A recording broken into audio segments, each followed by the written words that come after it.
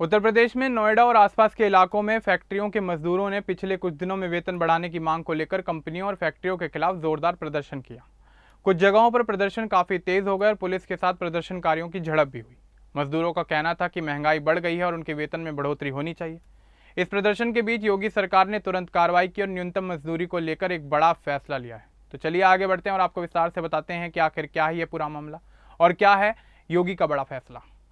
सरकार ने एक उच्च स्तरीय समिति बनाई थी जो इस मामले की देखरेख कर रही थी।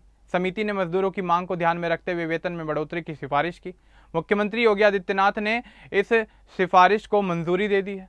14 अप्रैल 2026 को सरकार ने आधिकारिक आदेश जारी किया। नए वेतन की दरें 1 अप्रैल 2026 से लागू मानी जाएंगी।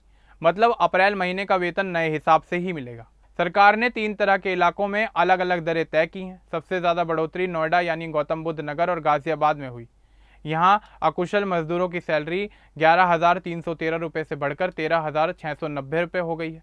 अर्धकुशल मजदूरों की सैलरी 12,445 रुपये से बढ़कर 15,059 रुपये हो गई है। कुशल मजदूरों की सैलरी 13,940 रुपये से बढ़कर 16,868 रुपये हो गई। इनमें महंगाई भत्ता भी शामिल है। जिन जिलों में नगर निगम है वहां अकुशल मजदूरों की सैलरी 13,313 रुपये से बढ़कर 13,006 रुपये हो गई है।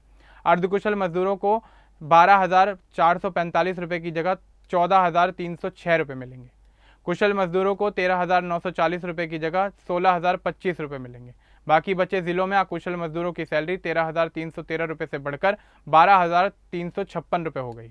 अर्धकुशल मजदूरों को 12,445 रुपये की जगह 13,591 रुपये और कुशल मजदूरों को 13,940 रुपये की जगह 15,224 रुपये मिला करेंगे। सरकार ने साफ कहा है कि सोशल मीडिया पर 20,000 रुपये वेतन बढ़ाने की जो खबर फैलाई जा रही है वह पूरी तरह से झूठी है। कई गलत खबर चल रही थी कि न्यूनतम वेतन 20,000 रुपये कर दिया गया है और कंपनियां उसे दे नहीं रही हैं। सरकार ने कहा है कि यह मनगढ़ंत खबरें हैं। असल में केंद्र सरकार नई श्रम संहिताओं के तहत पूरे देश के लिए एक फ्लोर वेज यानी न्यूनतम आधार वेतन तय करने की प्रक्रिया चला रही है।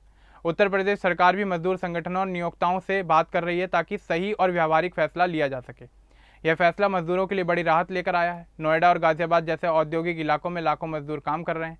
बढ़ी हुई सैलरी से उनकी घरेलू खर्चे आसानी से चल सकेंगे। सरकार ने सभी फैक्ट्रियों और कंपनियों को निर्देश दिया है कि वे नए वेतन मानक का पालन करें। अगर कोई कंपनी पुराने वेतन पर ही भुगतान करेगी तो उसके खिलाफ कार्रवाई हो सकती है। प्रदर्शन के बाद सरकार ने जल्दी फैसला लिया है जिससे मजदूरों को तुरंत फायदा मिलेगा। नोएडा में 13 अप्रैल को प्रदर्शन काफी बड़े स्तर पर हुए थे। कुछ जगहों पर गाड़ियां तक जला दी गई थी। 14 अप्रैल को भी मजदूरों का धरना जारी था। सरकार के इस फैसले के बाद उम्मीद है कि स्थिति सामान्य हो जाएगी। सरकार का कहना है कि यह अंतरिम बढ़ोतरी है और आगे चर्चा के बाद अगर ज़रूरत पड़ी तो और भी बदलाव किए जा सकते हैं। योगी सरकार मजदूरों के कल्याण पर हमेशा ध्यान देती है। पहले भी कई बार वेतन बढ़ाए गए थे। इस बार प्रदर्शन के बाद तेजी से कार्रवाई हुई। सभी कंपनियों को अब अप्रैल का वेतन नए दरों के हिसाब से देना होगा। अगर किसी मजदूर को कम वेतन मिलता है तो वह शिकायत कर सकता है। श्रम विभाग इसकी निगरानी करेगा। यह फैसला पूरे उत्तर प्रदेश के मजदूरों को फायदा पहुंचाएगा क्योंकि 3 अलग अलग कैटेगरी में बढ़ोतरी की गई है। नोएडा गाजियाबाद जैसे बड़े औद्योगिक क्षेत्रों में सबसे ज़्यादा फायदा होगा जहां महंगाई भी ज़्यादा है।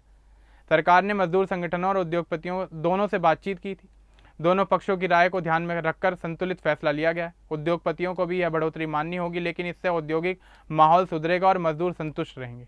अब तक कोई नया प्रदर्शन की खबर निकलकर सामने नहीं आई है। उम्मीद है कि नए वेतन से मजदूरों की समस्या कम हो जाएगी।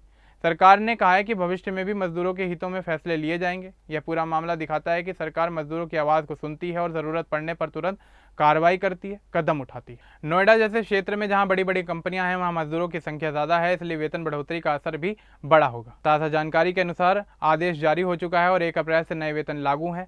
कंपनियां अब नए नियम के अनुसार वेतन दे रही हैं। मजदूरों को राहत मिली है और औद्योगिक क्षेत्र में शांति बहाल होने की उम्मीद है।